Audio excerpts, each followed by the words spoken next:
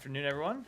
Don't have anything to start. I feel like the room is missing something or someone, so I don't know. Well, here it comes. Should I wait? Should I wait for Matt, or does anyone else want to? Does anyone else want to go first while you wait for? Saeed, go ahead. Thank you, Matt.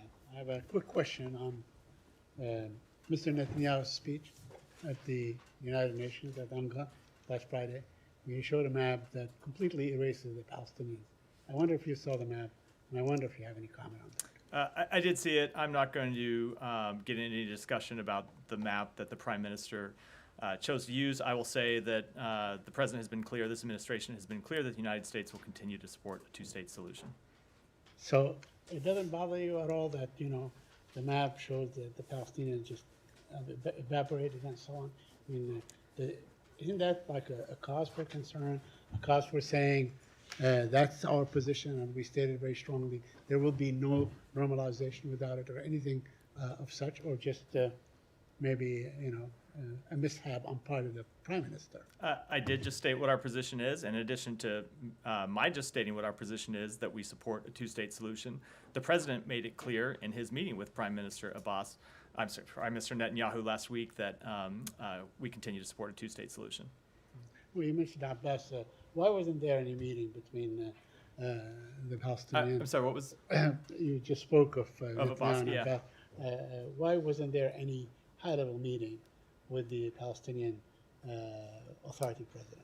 They did not request a meeting with us during the UN General Assembly last week, but we continue to engage with the Palestinian Authority, and will continue to do so. Thank you. Go.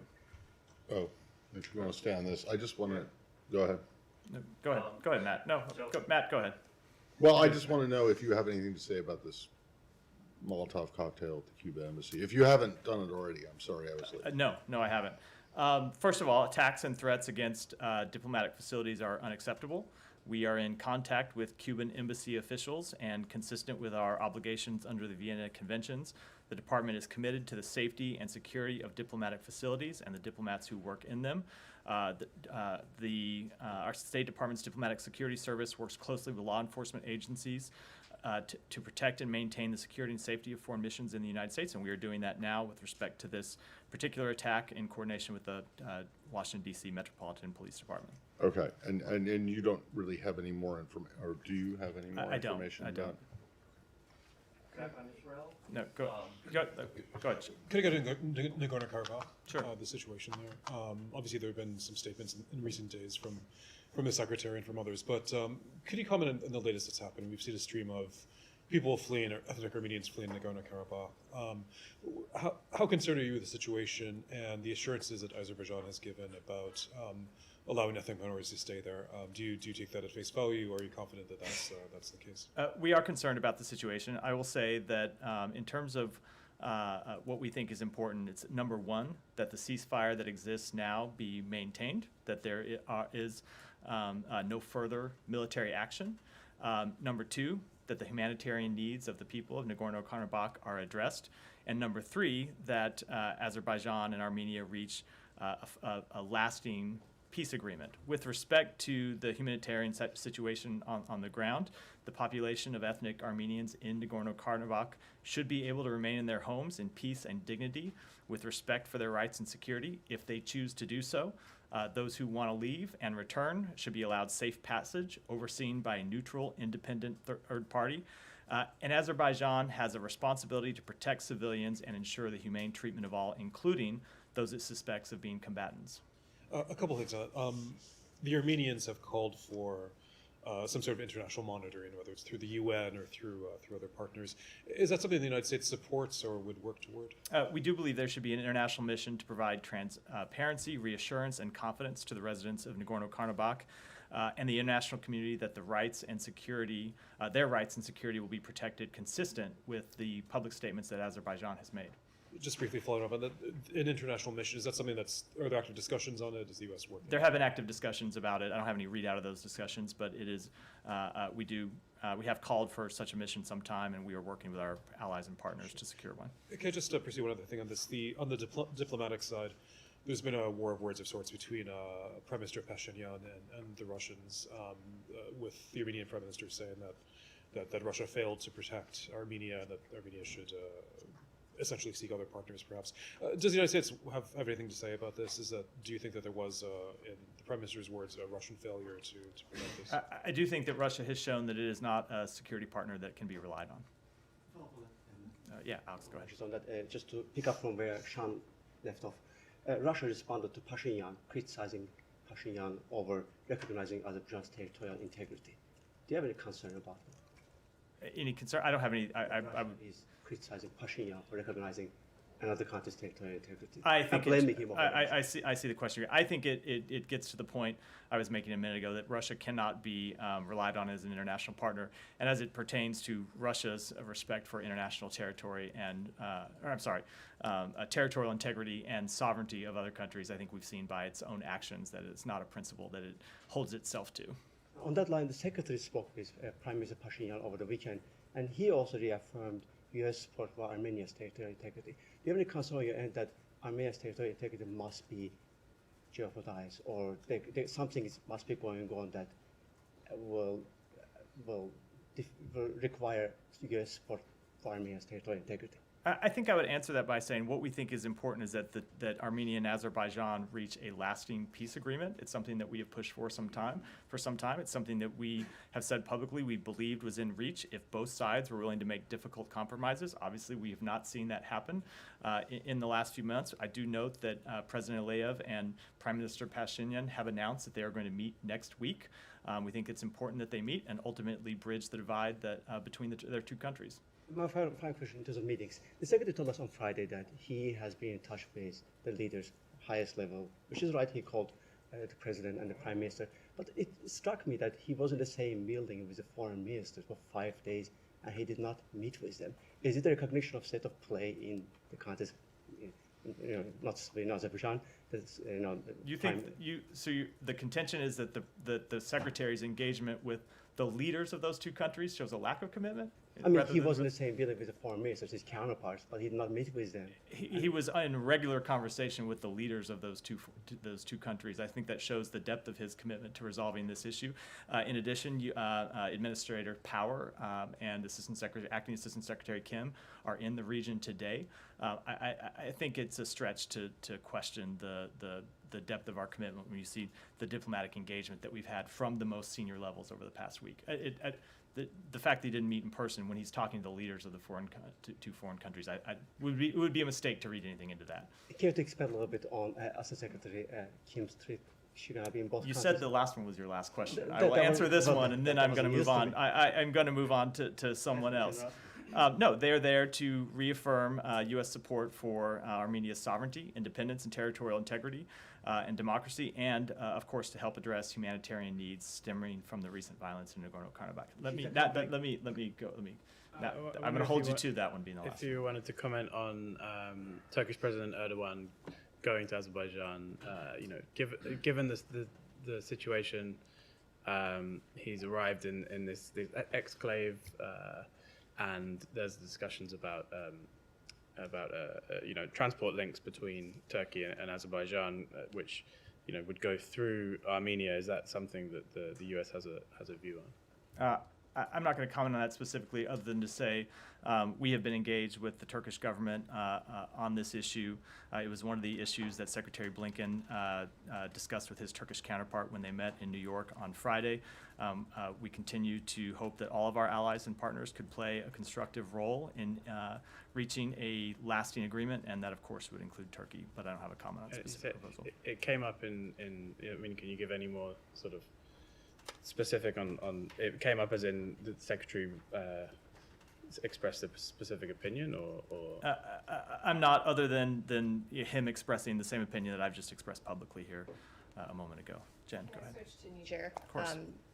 France announced they would withdraw their military forces by the end of the year. Does this have any impact on the U.S.'s posture there? Any moves forthcoming from us? It does not change our posture. I will say that the Secretary did meet on Friday with members with ECOWAS member states to discuss the political crisis in Niger.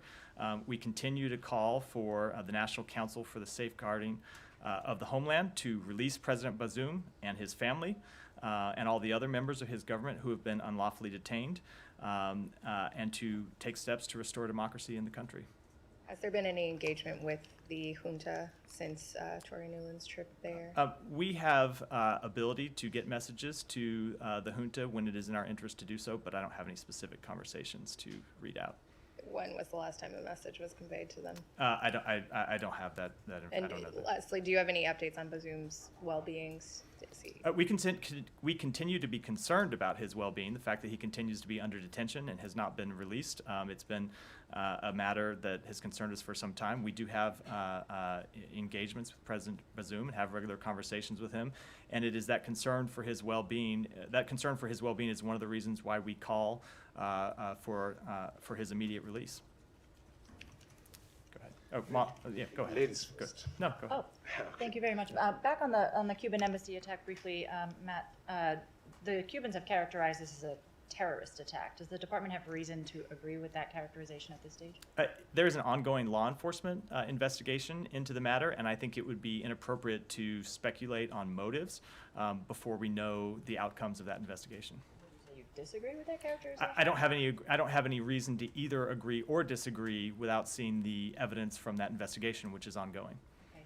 And then on a very separate topic, understanding that Secretary Blinken met with Vice President Han during UNGA, is there any clarity now on the timing of an expected visit by Foreign Minister Wang Yi to the United States? No, only that as we've said previously, we do expect him to visit before the end of the year, and we look forward to hosting him here. Yeah. Thank you, Matt. I have one question and one something with regard to journalism. Something, first- not a yes. question. We typically do questions, but Yeah. go ahead. So the question, my first question is about this transnational murder that has happened in Canada. We have heard several statements from Mr. Kirby, from the Secretary.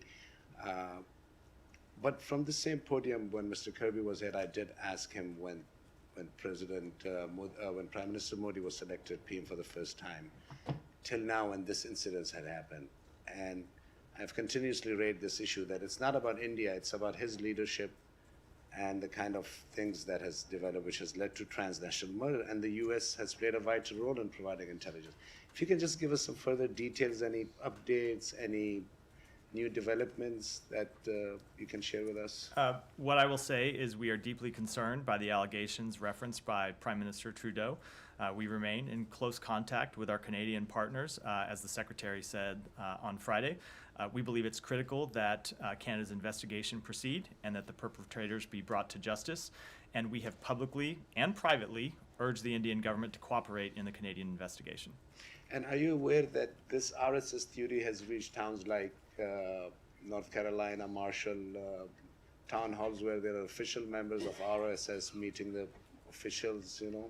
Are you aware of? I'm not sure what reports you're referring And to. so, I wouldn't want just, to comment Matt, on one thing about journalism, as I wanted to tell you, and I hope Matt Lee helps me out with this too. At the White House, since last 8 years, State Department has shown me so much respect. Every time I've come here, they always have honored me with giving me opportunity to ask questions.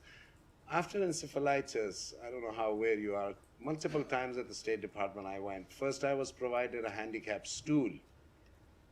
After Tamara Keith had intervened and Ms. Karine then called me up that I'm sorry, after 8 months, she tells me that, oh, I found out that you're handicapped. So I just have a humble request to at least talk to the State Department that those journalists who come in health conditions and then their stool gets stolen too, and they're sitting on a wooden piece of plank, and then they don't get opportunity. At least State Department can share their thoughts on those kind of journalists, because in these 8 years, beside Benjamin Hall, I have not seen any journalist in worse health condition than me. And I hope that you guys can at least raise this question So- from a journalism point that, come on, So, respect at least. I will say I am first of all sorry to hear about the situation. I do not know the details that you're referring to. I'm happy to see you here every day Please. at the briefings and take your questions, as I think I've You have shown in the always. time that I've been here, and I'm happy to look into it further. Thank you. And you're also wrong, it's not just Ben Hall, there are others. Yes. Okay, go ahead. Yes, the question is about Mexico and Russia. Is the U.S. State Department concerned that Mexico, one of your closest partners, invited Russian troops to take part in its Independence Day celebrations on September 16? The Ukrainian ambassador to Mexico expressed her displeasure immediately, but we haven't heard from the U.S. administration. I will say that we did find that to be an odd decision. I don't have anything further on it. Go ahead. Thank you very much, Matt.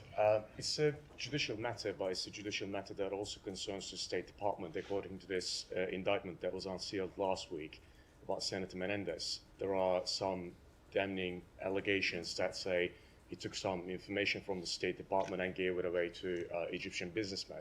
So is there any kind of concern or an already ongoing investigation in the State Department that the senator, the indicted senator, might have taken some information from the State Department in the past using his position and, again, allegedly sold those information to other foreign governments because he's been very well known to be favorable towards some specific governments over the past years? As you probably anticipated, because that the indictment to which you reference is an ongoing law enforcement matter, I don't think it'd be appropriate for me to comment on it. Is there any kind of measure that's going to be taken by the State Department, like an internal investigation as to what information might have leaked? Again, it just wouldn't be appropriate to me to comment on what very clearly is an ongoing law enforcement matter. Thank you, Matt. Last week you announced that the United States taking steps to impose visa restrictions under the visa policy on Bangladeshi individuals responsible for undermining the democratic elections in Bangladesh. Bangladesh ruling Prime Minister responded this decision by saying, in case of any move to thwart elections from outside, indicating US, Bangladesh will also impose restriction on those who will take such initiative. And Junior Foreign Minister has said US has given assurance that there will be no sanction before election. So is that true, and what is your reaction? I will say, as we have said previously, as we said when the Secretary announced this new policy in May, that the purpose was not to take a side in an election in Bangladesh, but to ensure or to support free, fair, and peaceful national elections in Bangladesh. I will say that, as we noted when we announced these new visa restrictions on Friday, they include both members of law enforcement, the ruling party, and the political opposition. One more on Bangladesh main opposition party gave a 48 hours ultimatum to the government to release their party chairperson and allow her to go abroad for advanced medical treatment as her medical condition is very serious and she's under arrest and hospitalized, the 78 years old former prime minister. So what is your stance, the releasing of the former prime minister? I just don't have any comment on that. Was there another Bangladesh one? Yeah, go ahead. Thank you so much, Matt. Just one concern. The U.S. ambassador in Bangladesh mentioned 24th September in Bangladesh of inclusion of media person on new visa restriction raised a huge concern. Taking into account the imposition on media person, a member of former editor with credential of working with Western outlets expressed concern that such a move runs contrary to uphold freedom of press. Don't you think this sanction, if applied to media, would undermine U.S. call for stand for human rights, freedom of speech, and freedom of press? So let me just be clear, because I missed the first part of the question. This is a reference to the to the 3C actions that we announced on Friday, and the question is about whether they. Whether that U.S. ambassador in Dhaka day before yesterday told that it will be applied also on media person. I think what we have said, and we have not announced because visa records are confidential. We have not announced the specific members or the specific individuals to which this will apply, but have made clear that they will apply to members of law enforcement, the ruling party, and the political opposition. Thank you so much. Go ahead. Thank you. Gabriel Escobar, in an interview with the Pavlovic today, told me that Curtis' letter to Secretary Blinken, in which Kosovo Prime Minister is accusing Lajčák and Borrell of colluding with Russia to have a biased approach towards Kosovo is factually incorrect. And he said that the president of Kosovo also should condemn those attacks on the partners of the US. So will you call on President of Kosovo, Osmani, to denounce attacks on Lajčák and Borel? So you said that Deputy Assistant Secretary gave you a comment spoke to you about this earlier today. I don't think I have anything further to add to those comments that he gave to you. But you agree with that, yeah? He's speaking on behalf of the State Department. Okay, so another urgent matter, violent clashes yesterday in Kosovo. Kosovo policeman has been killed, as well as 4 so far confirmed Serbian nationals. It has been confirmed that the 2 Serbs were killed by a sniper. Given that Kosovo police is partially funded by the United States, will you call for an investigation into potential excessive use of force and police brutality by the Kosovo police force, especially in light of the reported use of snipers? So first of all, we strongly condemn the coordinated violent attacks on the Kosovo police. We express deep condolences to the family of the Kosovo police sergeant who was killed in the line of duty. The perpetrators of this crime must be held accountable via a transparent investigative process. And we call on the governments of Kosovo and Serbia to refrain from any actions or rhetoric which could further inflame tensions, and to immediately work in coordination with international partners to de-escalate the situation, ensure security and rule of law, and return to the EU-facilitated dialogue. And regarding the reported use of snipers? I have not seen those reports confirmed. I've seen the reports, but I'm not going to speak to them as they have not been confirmed, as far as to my knowledge. What you just said just before was verbatim what the Secretary's Correct. statement on this was. That is. So that there is- hasn't been any change? There has not. Okay. Correct. Shannon. With so much attention on the southern border, I was wondering if you could give an update on the regional processing centers the State Department set up. Are those up and running? What kind of traffic are they getting? And is there still hope that that might alleviate pressure on the border? We have set up a number of those centers, secure mobility initiatives. I'd be happy to get to you with specifics on numbers. I don't have them at my fingertips at the podium, but I'd be happy to follow up and get you with numbers that we've seen. Geeta, go ahead. On Iran, seems like the U.S. and Iran are making an attempt at de-escalating tension. Prisoners and hostages have been exchanged. Iran is reportedly enriching less 60% uranium. Now, if a possible further step, could it be that if an Iranian official who comes to New York for UNGA, given the travel limitations, if he requests to come to Washington, D.C., for example, the foreign minister. For example, just picking somebody out of thin air, yeah. Would the Biden administration consider that maybe in a positive light as another step to, reduce tension, given that there are also reports that they did make such a request? I was about to say, you seem to be framing this as a hypothetical when in fact it's something that happened. They did make that request, and it was denied by the State Department. We do have an obligation to allow Iranian officials and other officials of foreign governments to travel to New York for UN business. But we do not have an obligation to allow them to travel to Washington, D.C. And given Iran's continued wrongful detention of not continued anymore, but given Iran's wrongful detention of U.S. citizens, given Iran's state sponsorship of terrorism, we did not believe it was either appropriate or necessary in this instance to grant that request. Since you mentioned hostages and prisoners, there's also a report that a U.S. national died in Iranian prison in the past few days. What can you tell us about this person? Is he a U.S. citizen, a green card holder, or what? We have seen those reports. He is not a U.S. citizen to our knowledge. We have no records to indicate as well that he was a lawful permanent resident.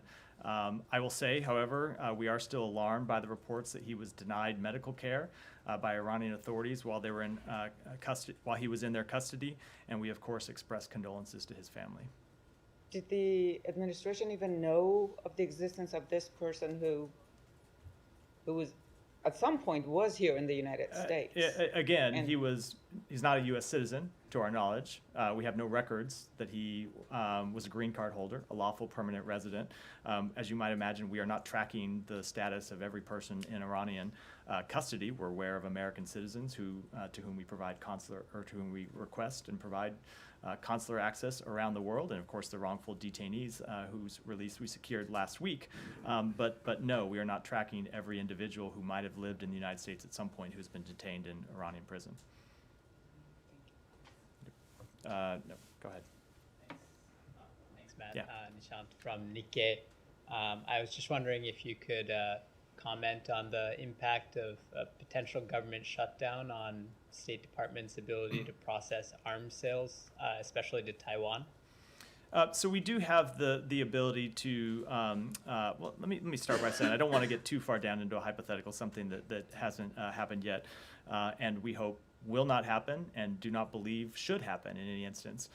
We do have the ability to continue to provide arms to our allies and partners in the event of a government shutdown. That has been true in the past. But of course, when you have people at the State Department and at the Defense Department and other places in the government who are not able to come to work, obviously it could affect the pace of delivery. I'm not speaking with respect to any one country, but overall could affect the pace of delivery of weapons, and that's something that would be of concern. And you can be certain that our adversaries would be watching. And it's one of the reasons why we think Congress should take steps to keep the government funded.